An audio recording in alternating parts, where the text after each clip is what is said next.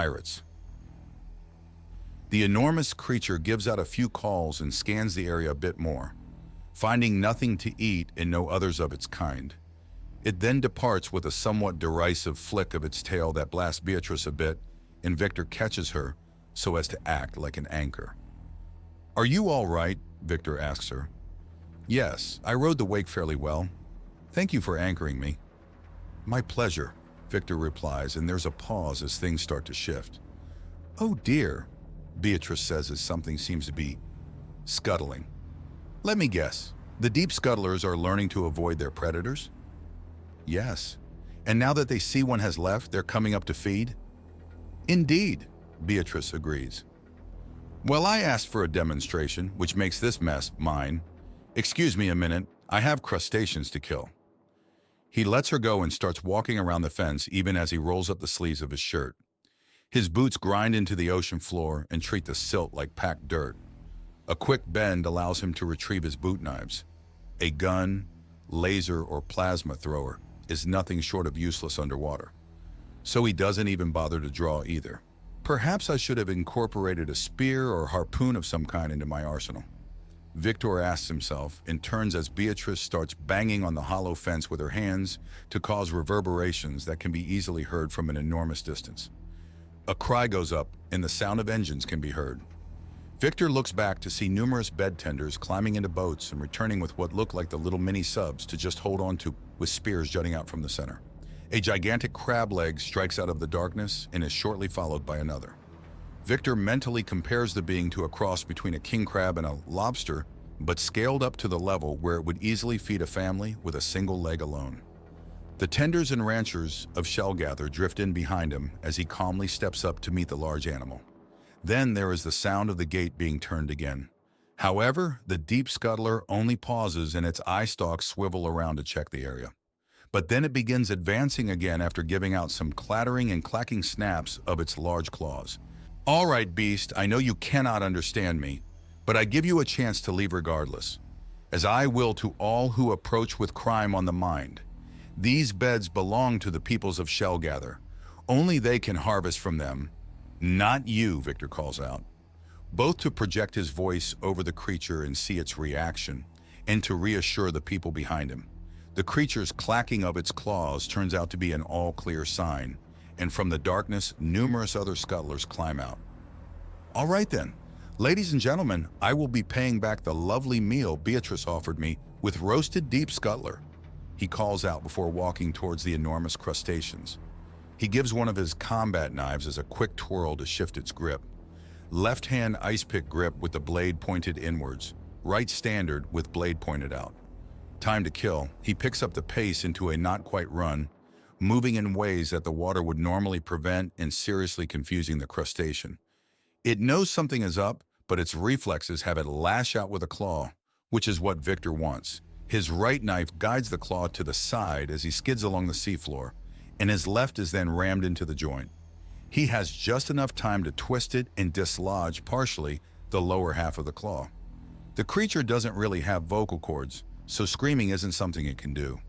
But he can see the massive mess of tiny feeder claws and other such bits of anatomy he cannot properly name off the top of his head, writhing and thrashing.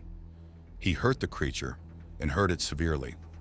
This means the other claw is coming, but it's having a hard time getting to Victor as he's holding onto the first claw and using the creature's own size and shell against it. Armor is all well and good, but not when it limits your movement options. It's not entirely stupid though, and with the others coming, it tries to hand off the problem to another scuttler. So they're intelligent enough to be cooperative. Interesting. The answer to that is to simply drop and take a few steps under the new one. The problem with a big long-legged creature where the legs go out the side is that right under them is a big blind spot they cannot see, cannot reach, and cannot do anything about beyond backup hard and fast. So of course it does. It still has the lobster tail to retreat, but in the flurry of movement, Victor has time to get under the injured one, and it retreats as well by instinct, giving him plenty of room. Victor notes as he pulls his Kutha chain out of his pocket and runs a finger over it. Teleportation? No. Enhancement? He can do that already. Super speed? Already difficult in air, in the water it would be like trying to swim in cement. Introducing an electrical blast isn't advisable underwater, nor is suddenly introducing sub-zero temperatures or a plasma burst. Enormous resilience is useful, however, so he runs axiom through the carved link, and he feels it overtake his body. Just in time as a scuttler rushes up and grabs his arm to try and pinch it off. It ends up picking him up and shaking him around until it grabs at his head and tries pulling the other way. Unfortunately for the creature, Victor is currently resilient enough to catch a meteor. He focuses more axiom into his legs, and he kicks the creature full in the face. Shell cracks and he sees the internal structure of the thing's body ripple down. The shell breaks all the way down, and the gigantic crustacean suddenly vomits bits of its last meal as its every internal organ gets the equivalent of a hammer blow due to the sheer force of the kick. He gives it another kick. He had done something by accident with the previous blow. Something very good, or rather, something very bad for the deep scuttler. The second such blow causes the creature to stop moving. It's very dead, and likely with every organ it has ruptured and shattered. Sending a shockwave through all the gooey bits of something's body is not good for the health. There's a sudden call-out, and he turns to see that a local AKO has missed her harpoon shot at the deep scuttler she had been fighting, and is now wrestling the enormous creature for her little underwater war engine. It's winning, which is a problem. His finger brushes the teleportation link, and he drops onto the top of the creature. "Excuse me." With that, he skids back a bit to try to stick a knife in, when the deep scuttler shoots back, dragging the AKA directly into him, as it's not letting go of the engine, and she's not letting go in time. He lets go of the knives, holding on to them in a confusing roll, is just asking for someone to get stabbed. Rolls with her into the blow, and shortly lands on his back with what seems to be a salmon-based mermaid in his arms. "Ouch," she says. Aside from the slight, Victor begins, and he hears the thumps of his knives landing, and he glances from one side to the other to ensure that they didn't land in anyone. "Pain aside, are you okay? Just bruises? No breaks or bleeding?" "That happened so fast," she says in a breathless tone, then pauses. "I'm dry. Why am I dry?" "You are on top of me, and I am under an effect that keeps me dry. It's spreading to you." Victor explains plainly, and she thrashes a little until there's no contact between them, and she drifts up a bit as she's suddenly underwater again and not in an air bubble, and she swims a bit of a distance away. Victor sits up as he gets the room. "Thank you." He rises into a crouch and places his hands on the hidden sheaths for his boot knives. He runs some axiom over them, and the knives are suddenly in their sheaths. He draws them out again and faces the deep scuttlers, then reconsiders and sheathes them again. "Are you done?" the Aka asks. "Not at all, however. I dealt a crippling blow with the knives, but a killing blow with my boots. I dare say that tells us which weapon is more effective." Victor notes as he scans the battlefield. This is not normal, yet the locals treat it like another day. Perhaps it is, but a siege of giant blackwater trench crab monsters is a little on the weird side. Or maybe he simply hasn't been paying close enough attention to his domain and the needs of his people.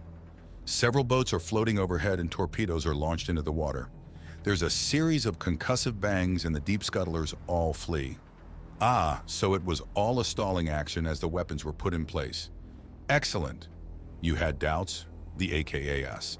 I was getting concerned when harpoons and hopes seemed to be the main way of dealing with giant enemy crabs. Victor notes. Joke's on you then. We know what we're doing. Keep them distracted, keep them busy, then let them run off scared, the AKA says with a cheer as she swims away to retrieve her now-dropped engine and the harpoon she had launched. I see. Thank you for telling me. Victor notes as he brushes off the dirt and dust that the silt and sand becomes when it lands on him. Someone's protective. Beatrice teases as she swims up. I'm the Baron of this area. This means that you're all under my protection, Victor states. You were under attack, and I had not only the ability, but the duty to do something about it. Thanks, but we've been at this for a while. We know how to deal with deep scuttlers, Beatrice says. And you didn't say anything. Why? Victor asks. Seeing how much you care really helps. Beatrice says, swimming down and leaning in to kiss him on the forehead. The effect spreads to her and she drops out of the water for a moment, but the contact is broken and she drifts down closer to his level. He lets out a slight chuckle. Well, I do. I care a great deal. It's why you don't see me so much. I'm working hard to make sure everything goes just right. What takes up that kind of time? Well, today alone I was authorizing an archaeological search that ended in disaster when it provoked a mirage whale. I mandated that a nearby farming community stick with their old fertilizers until after they fully test to see what this new type will do to the local ocean currents, possibly preventing poison from contaminating the shellfish beds. There have been several debates and challenges in local taxes and a few separate healthcare concerns at local bars, to say nothing of a pharmaceutical company that I'm getting off the ground. What kind? Digestive tablets and emergency cleansers at the moment. If it goes well, we'll expand and include antibiotics as well, Victor notes. Perhaps some blood-thickening agents would be good as well. Why would you need those? Beatrice asks. Because you do recall I mentioned rescue not long ago? He asks and she nods. Yes, you said that you were investigating sites to find hidden bases and such. It started when we found one by accident. Long story short, we encountered a genetically modified lidris that secretes a powerful blood-thinning poison at all times. Couple that with the fact that the poor girl is an infant, and we have a very dangerous situation. Is everyone all right? We nearly lost a man. Baron's son, to be specific. We have ways of stopping the little girl from accidentally killing all around her. But something to use in case there are further accidents would be wise to have. Victor states as he regards the fact that one of the overhead boats is sending down a line that a local lidris woman is attaching to the deep scuttler he killed. You promised us deep scuttler meat. Wouldn't want to make a liar out of you now, would we? Beatrice asks. Fair enough. Thank you for working with me so gladly, Victor says and she nods. Thank you for caring so much. It's so strange after so long of dealing with those thieves and pirates that we now have someone completely in our boat, Beatrice says. And I am in your boat, Victor assures her. What about the one you left though? Aren't you from another world? Beatrice asks and Victor takes a deep breath. The dark room, the flat statement, in order. One he had no choice but to disregard. From another world, but I'm no longer welcome there. Why? They told me to do the insane and impossible, or be executed on my return. So I cannot go back home. Victor says. You're a criminal? Beatrice asks. Not hard when your home is unreasonable. Victor says, I only wanted to do the best I could for my people. However, you will bring us an alien vessel without the knowledge of the West, or you will not return at all. Is this understood, Agent Strom? Not everyone who rules is worthy of it. Victor finishes as the echo of an old command rings through his mind.